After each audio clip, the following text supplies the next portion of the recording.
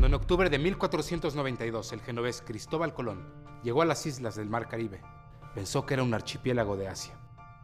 10 años después, el florentino Américo Vespucio hizo la travesía con una flota española y al constatar que no se trataba de las costas de China, llamó Nuevo Mundo al continente recién descubierto.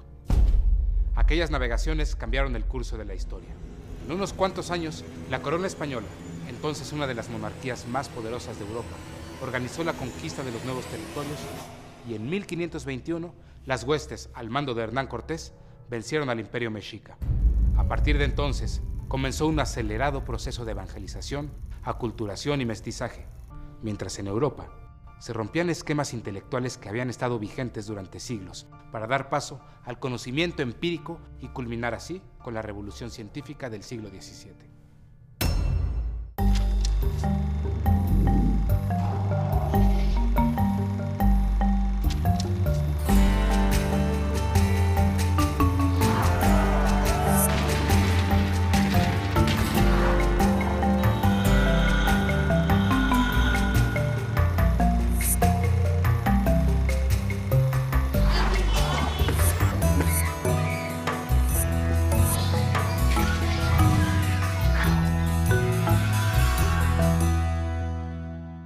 Esta es la historia de cómo la educación jugó un papel fundamental en el proceso de colonización del Nuevo Mundo.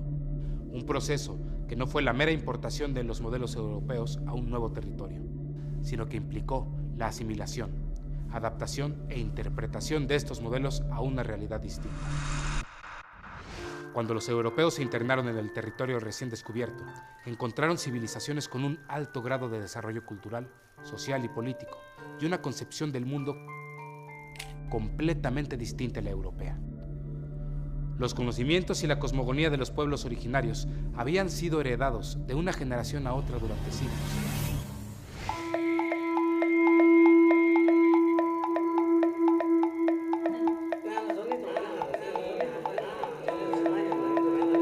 La transmisión del saber es una preocupación de los hombres. En este caso es muy importante porque, por ejemplo, si se necesita lluvia, hay que hacer un rito para que caiga la lluvia. En este sentido, el hombre está inventando el mundo, ¿no? Entonces, este rito no es un rito para agradecer al Dios de haber inventado la lluvia, es para que caiga la lluvia. Entonces, la manera de hacer el rito sí es muy importante y eso evidentemente es objeto de saber y de transmisión del saber. Puede ser la manera de convivir en la sociedad y en este caso la transmisión se hace mucho en el marco de la familia. En el territorio mesoamericano florecieron civilizaciones que tuvieron períodos de auge y decadencia. Los olmecas en las selvas bajas del Golfo de México, los toltecas en el altiplano central, los mayas en el sureste y las tierras bajas del río Usumacinta, los totonacas en la costa central del Golfo de México.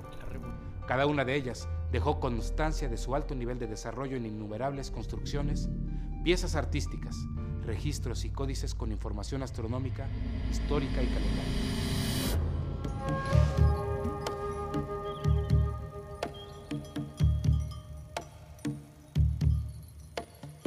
Yo decidí de poner el límite de la existencia de Mesoamérica en 1200 a.C. Precisamente en este momento aparecen los primeros textos. Cuando digo textos, puede ser estelas y dibujos grabados, pinturas en la piedra o en estuco y también hasta monumentos.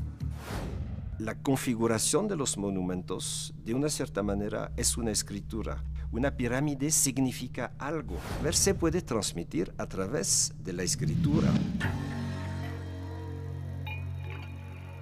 Esa escritura puede ser pública, en monumentos públicos, o en manuscritos, códices o libros. El movimiento de los grupos humanos originó que unas culturas influyeran en otras, compartieran deidades y ritos. Hubo pueblos que sometieron a otros, tal como sucedió con los aztecas o mexicas, que durante el siglo XII se establecieron en el Valle de México. En 1325 fundaron su capital, Tenochtitlán, que por sí sola era el máximo ejemplo del alto desarrollo que alcanzaron. En poco más de un siglo se convirtieron en la mayor fuerza política de la Cuenca de México con la triple alianza que establecieron con los señoríos de Texcoco y Tlacopan.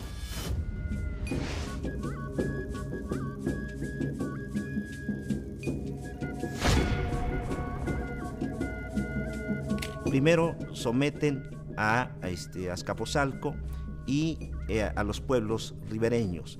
Una vez que tienen sometidos a toda esta región, ellos pues empiezan a tener pues una mayor infraestructura.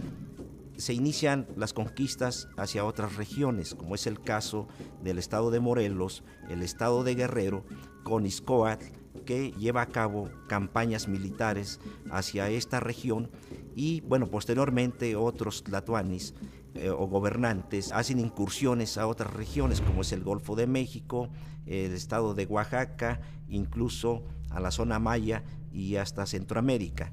Entonces, este expansionismo pues se da por diferentes motivos. Por un lado, al ser los mexicas un pueblo fundamentalmente militar, inician pues este expansionismo, ¿verdad?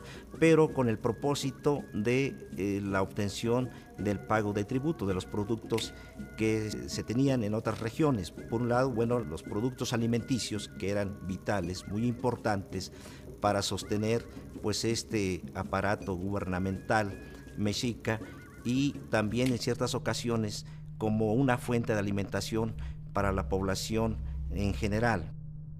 Pero además está la obtención de otros productos que se daban en otras regiones y que los mexicas necesitaban. Por ejemplo, tenemos las piedras preciosas que se van a dar en la zona del Balsas, en el estado de Guerrero, o el algodón también que se producía en la tierra caliente, de tanto de Morelos, Guerrero y algunos otros lugares. En menos de 200 años, los mexicas van a someter alrededor de 400 pueblos. Van a conformar también aproximadamente 38 provincias, ¿verdad?, en toda esta región de Mesoamérica. La hegemonía de los mexicas sobre numerosos pueblos mesoamericanos acabó con la caída de Tenochtitlán en agosto de 1521. Como acto simbólico, el mercedario Bartolomé de Olmedo, capellán de Hernán Cortés, ofició la primera misa en la devastada ciudad. Y 2 años después, comenzaron a llegar los misioneros que con su labor evangelizadora ayudarían a consolidar la dominación en la Nueva España. La conversión a la doctrina cristiana era prioridad para la corona española, y en esta etapa, instruir a las antiguas élites indias serviría para apoyar esa causa. En un primer momento se habla de educar de modo especial a las élites indígenas para que sean un puente entre los conquistadores y los conquistados. Ellos aprenden latín, español, incluso algo de teología, y más adelante se considera que no conviene mantener los señoríos indígenas como hasta entonces, y se habla de reunir a las comunidades indígenas en pueblos donde serían instruidos por un doctrinero en las verdades elementales de la religión cristiana.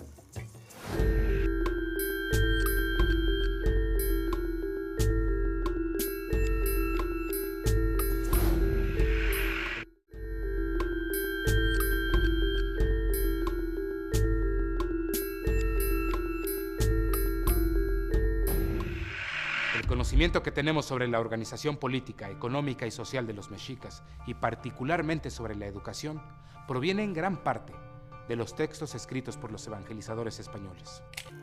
El franciscano Fray Bernardino de Sahagún recopiló testimonios indígenas tan detallados que su obra es un compendio casi enciclopédico sobre la vida de los mexicas antes de la conquista. De acuerdo con estos textos, en la sociedad mexica, además de heredar el oficio de los padres, los varones eran preparados para distintas actividades que incluían el sacerdocio y la milicia.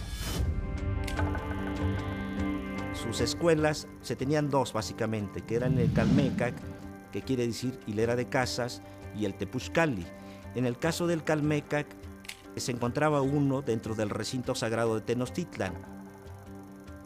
Entonces, las fuentes históricas refieren que en este colegio estaba destinado para que estudiaran los hijos de los nobles mexicas, ¿no? Donde salían preparados los futuros militares o sacerdotes o políticos o administradores de la ciudad, ¿no?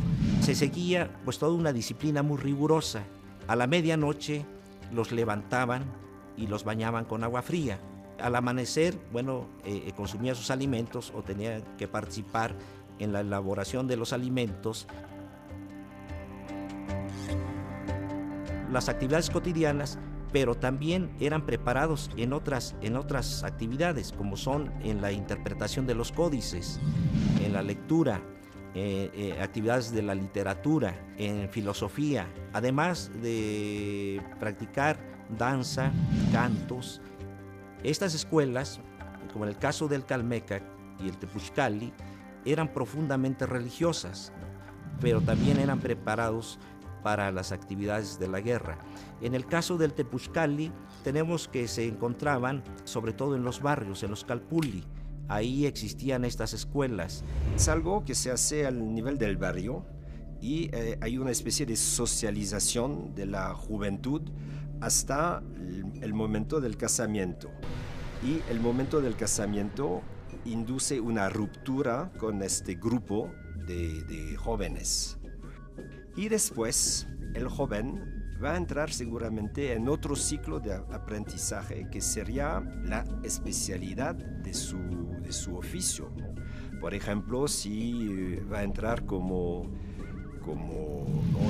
no sé, tlacuilo, va a aprender el sistema de no solamente cómo escribir, pero cómo fabricar la tinte, cómo fabricar los pigmentos, cómo moler los pigmentos, cómo preparar el estuco que va a venir sobre la piel del códice, etcétera, etcétera. Entonces es un sinnúmero de conocimientos.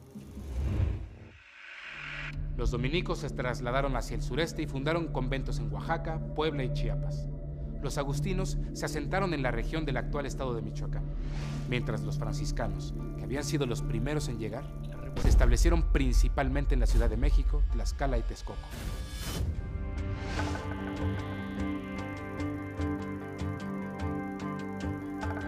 La Ciudad de México, Tenochtitlán, estaba deshecha. ¿Y dónde se habían ido a asentar? A una ciudad cerca de México, que es Texcoco. Y ahí iba a empezar la educación. ¿Quién la va a empezar? Una persona increíble, que va a ser Fray Pedro de Gante. Fray Pedro de Gante empezó a saber que en Texcoco se educaban a los pipiltin o a los nobles. Era una escuela que tenía una tradición muy grande. Tenía la tradición de hacer poetas, como Netzahualcóyotl, que estaba allá, o escribir como Tlacuil los códices a través de figuras e imágenes. ¿Y se hacía en dónde? Todos los nobles enviaban a sus hijos a Texcoco. Fray Pedro empieza a organizar la educación en Texcoco.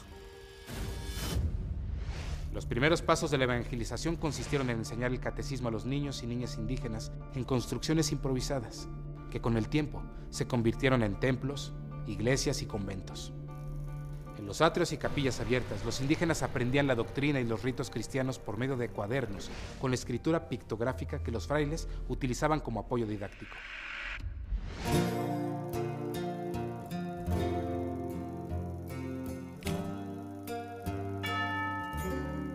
No fue fácil, todo esto lo estoy explicando como muy fácilmente, pero no es fácil.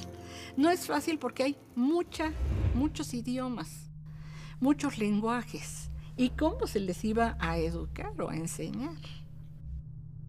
Muchos de los primeros frailes, de los primeros 12 que van a venir, rápidamente se van a empezar a estudiar el náhuatl, que era la lengua más franca o la que más conocían los indígenas, para poderlos enseñar, porque era más fácil que uno aprendiera para enseñar a los demás y no que todo el pueblo aprendiera para entender el castellano como lo traían los frailes. Entonces se empieza a mantener sus lenguas en los pueblos de indios. Y los frailes empiezan a hacer entonces, yo digo que es el primer material didáctico. ¿En qué consiste? Láminas, imágenes del cielo, los angelitos, como si se portas bien. Cuando alguien se porta mal, pues el infierno se les pinta.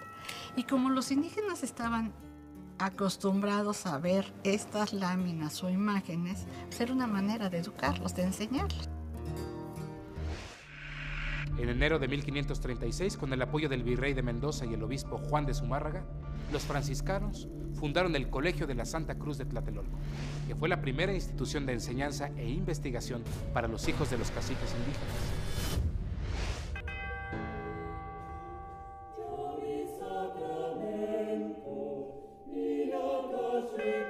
Santa Cruz de Tlatelolco, como se conoció. Dice, aquí vamos a traer tlalmaltines, o sea, maestros que puedan enseñar.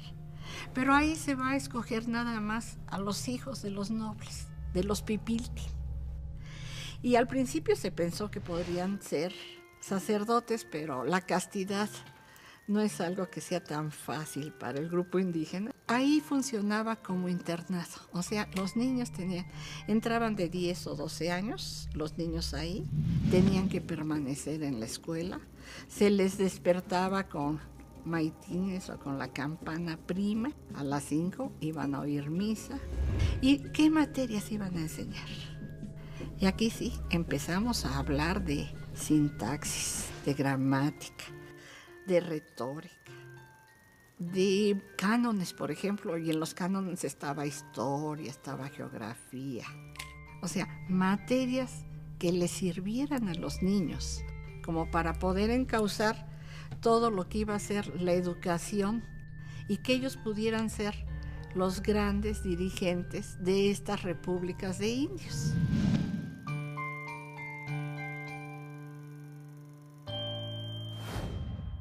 Tal como la ideología nos marca, el momento del humanismo, el momento de inicios a mediados del siglo XVI, es un momento en que el proyecto educativo aspira a que los indios sean universitarios y sean clérigos. El Colegio de Santa Cruz de Tlatelolco es un momento en el cual se vigila que los indios no estén en comunicación con los españoles, porque solo van a aprender malas costumbres.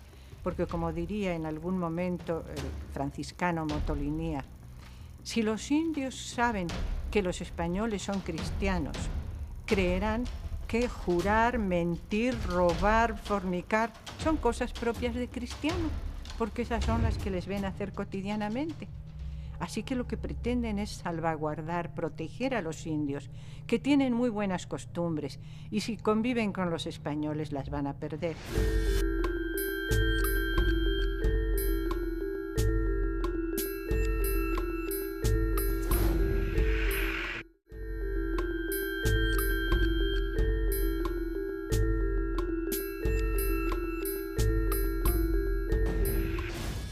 La Nueva España tuvo el privilegio de tener la primera institución de educación superior en el continente americano.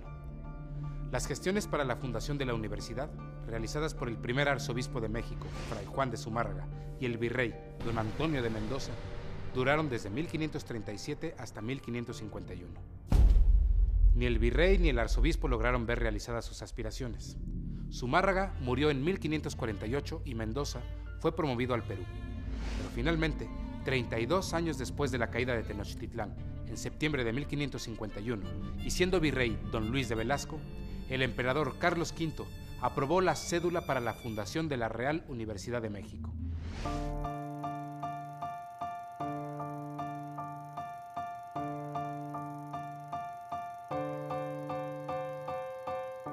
Además de su origen noble y monárquico, fue investida como pontificia por las bulas papales de Paulo IV en 1555 y de Clemente VII en 1595.